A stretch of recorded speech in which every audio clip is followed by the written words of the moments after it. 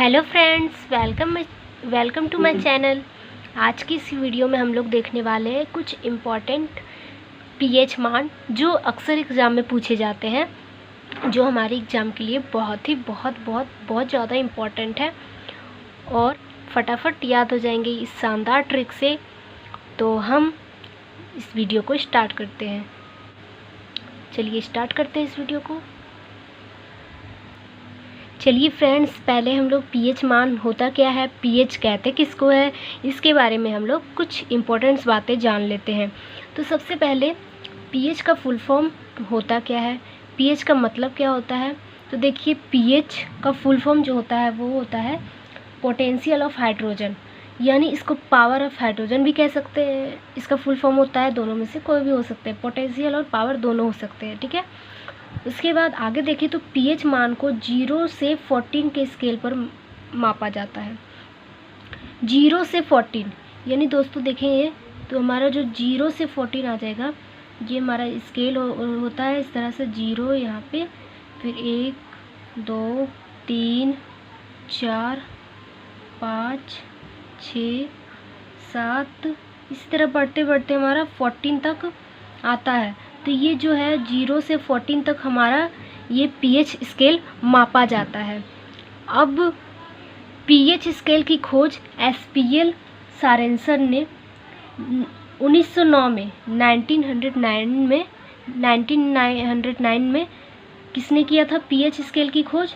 तो एसपीएल सारेंसन नाम के एक व्यक्ति थे जिन्होंने पीएच स्केल की खोज की थी। और पीएच मान अगर 7 से कम हो तो वो अम्लीय होगा, यानी एसिडीय होगा, ठीक है। अम्लीय जो खट्टा वाला होता है ना, उसी को अम्लीय बोलते हैं। उसके बाद पीएच मान अगर 7 से अधिक हो तो वो क्षारीय होता है, यानी बेसीय।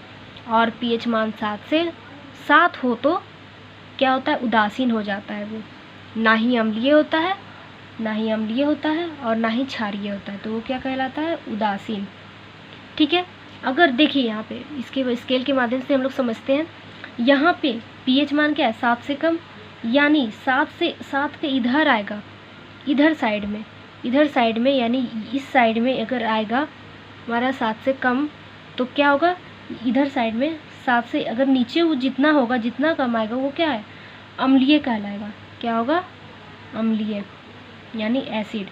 और अगर 7 से अधिक होगा, 7 और 14 के बीच में ये सब जो रहेगा, 7 से अधिक, तो वो क्या कहलाएगा, 7 से अधिक रहेगा तो वो क्षारीय कहलाएगा, क्षारीय। और अगर 7 ही रहा तो वो क्या कहलाएगा, उदासीन, ठीक है दोस्तों। ये क्या कहलाएगा, उदासीन। तो ये थी कुछ पीएच मान की कुछ महत्वपूर्ण बातें जो हम लोगों ने इस वीडियो में जाना। अब चलिए चलते हैं, हम लोग उस ट्रिक की तरफ बढ़ते हैं जिसमें हम लोग को एग्ज़ाम में पूछा जाता है पीएच मान याद करने की, ठीक है। तो फटाफट वीडियो को आगे बढ़ाते हैं। तो चलिए दोस्तों देखते हैं हम लोग ये सब कुछ पीएच मान जिसका हम लोग किस तरह से बना सकते हैं। तो देखिए, ये पहला है हमारा नींबू रस। नींबू रस को हम लोग, इसका पीएच मान क्या होता है, ये हम लोग फटाफट इसके शब्द में ही छुपा हुआ है। नींबू रस, देखिए इसके ट्रिक क्या है, यहाँ से एक शब्द जोड़ेंगे, फिर एक शब्द क्या हो गया, 2, और ये 1 2 हो गया, तो यहाँ 2 लिखेंगे, ठीक है दोस्तों। उसके बाद फिर हमारा ये शब्द हो गया, अलग शब्द रस, 1 2 पॉइंट में लगा देंगे 2, यानी नींबू रस का जो पीएच मान होगा वो क्या होगा दोस्तों, 2.2 हो गया ना। अब दूसरा देखते हैं सिरका। सिरका में कैसे होगा, देखिए ये भी शब्द से में छुपा हुआ है, 1 2 3, तो 3 हो जाएगा। और क्या होता है, इसका पॉइंट में होता है, तो 3.0 इस तरह से लगा देंगे। शराब में भी इसी तरह 3.0, 3 शब्द है, देखिए 1 2 3। उसके बाद टमाटर में, तो टमाटर का क्या होगा, यहाँ पे 4 शब्द है, ये 1 2 3 4, ठीक है, तो 4.0 लगा देंगे, ठीक है। दोस्तों देखिए, शराब का जो 3.0 है ये, इसका एक और होता है या 2.8 भी होता है, ये आपको याद करने की ज़रूरत है। और ये जो 3 ये भी कहीं कहीं आ सकता है ऑप्शन में, ये भी दिया रह सकता है 2.8 भी, तो आप दोनों याद कर लीजिएगा, ठीक है। यानी नहीं तो ये आप ट्रिक से निकाल ही लोगे मेरे बताए हुए, तो ठीक है। अब ये अमरूद में 1 2 3 4, तो 4 हो जाएगा 0.0।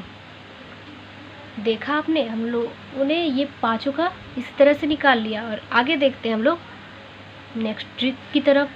तो देखिए हमारा ये ट्रिक में क्या कहते हैं कि सोडा, इसका हम लोग इंग्लिश और हिंदी दोनों देखेंगे, ठीक है। हिंदी और इंग्लिश दोनों देखेंगे। सॉरी दोस्तों, इसका हिंदी इंग्लिश नहीं, इसका सिर्फ इंग्लिश से ही हो जाएगा।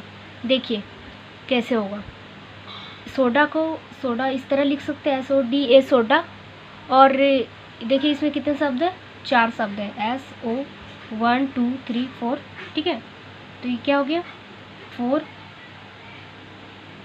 4.0, ठीक है, 4.0।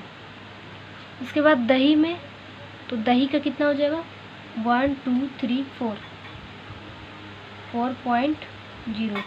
देखिए इसका भी 4.0 और इसका भी 4.0 और इसका भी 4.0, इसका भी 4.0। ये pH मान होगा। दही का भी 4.0 हो गया, 0 लगा देंगे हम लोग। 4 इसमें इंग्लिश देखना है ना, और इसमें हिंदी से हम लोगों को पता चलेगा। उसके बाद अंडे की सफ़ेदी, एग वाइट, इसमें कितने, इसमें भी इंग्लिश वर्ड देखने हैं हम लोगों को। तो कितने हैं इसमें, देखिए 1 1 2 3 4 5 6 7 8, यानी 8.0, ठीक है।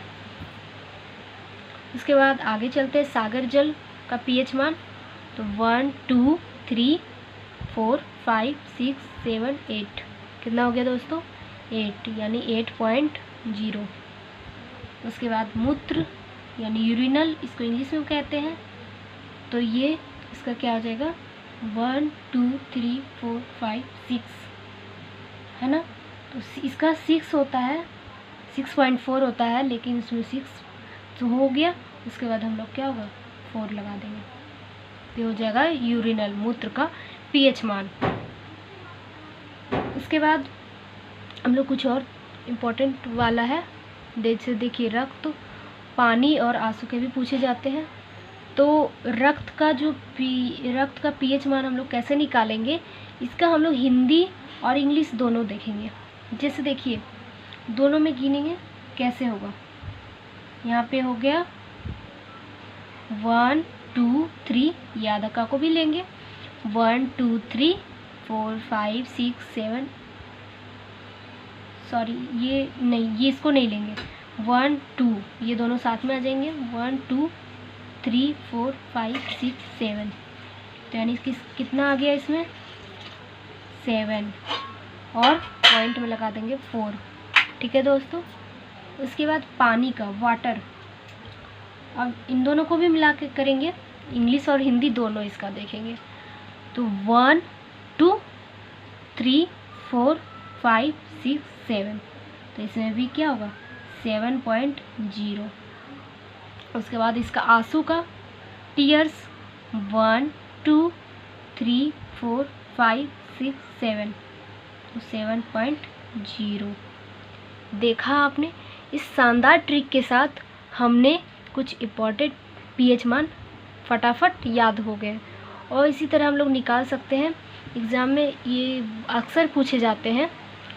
तो pH मान, अगर आपको मेरा वीडियो अगर पसंद आया हो तो मेरे वीडियो को लाइक ज़रूर करें। तब तक के लिए बाय। अगर मेरी वीडियो आपको अच्छी लगी हो तो मेरे वीडियो को लाइक ज़रूर करें